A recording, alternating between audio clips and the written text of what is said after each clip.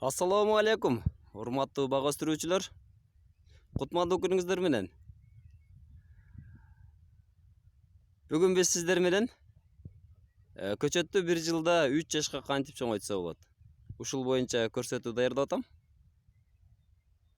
Мына бул көчөт 2018-жылы жазында тегилген. Буюрса 1 жашка толуп атат.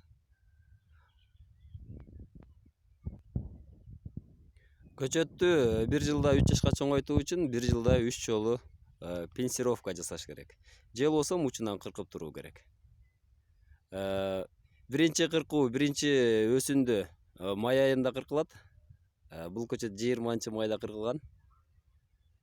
Экинчиси июнь айында жасалат. Үчүнчүсү сентябрда же болбосо августтун этектеринде жасалышы керек.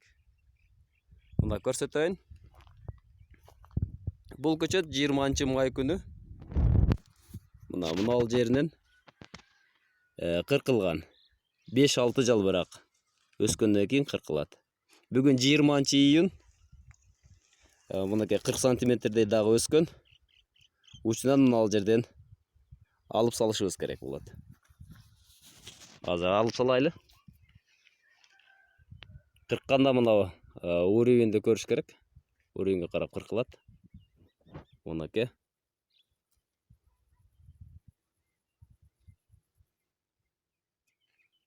Мына кыркып салдык. Бул экинчи кыркуу уже. Бул көчөт дагы буюрса август айынын этегинде же болбосо сентябрдын башында кыркылат.